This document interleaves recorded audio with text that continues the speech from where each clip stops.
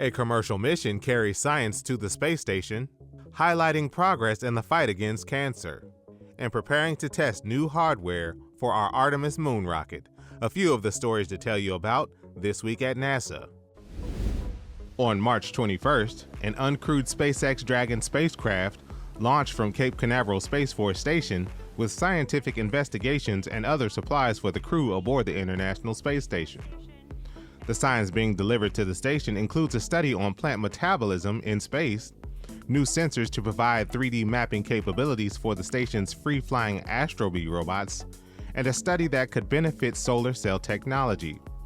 This is SpaceX's 30th commercial resupply services mission to the space station for NASA. During a March 21st event at our headquarters in Washington, NASA and the Department of Health and Human Services highlighted progress the agencies are making toward President Joe Biden and First Lady Jill Biden's Cancer Moonshot Initiative.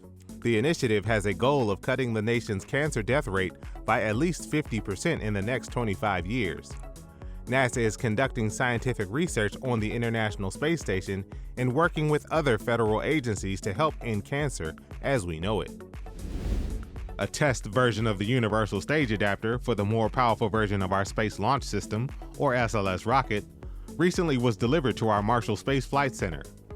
The Universal Stage Adapter will connect the rocket's upgraded in-space propulsion stage to the Orion spacecraft as part of the evolved Block 1B configuration of the SLS. The Block 1B, which will debut on Artemis 4, will increase the rocket's payload capability and enable it to send more than 84,000 pounds to the moon in a single launch.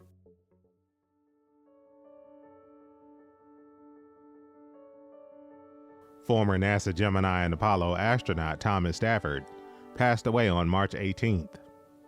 Stafford was critical to the earliest successes of our nation's space program and was instrumental in developing space as a model for international cooperation. He flew on Gemini 6, NASA's first rendezvous in space, commanded Apollo 10, the first flight of the lunar module to the moon, and was commander for NASA's first rendezvous with an international spacecraft on the Apollo-Soyuz mission. Thomas Stafford was 93 years old.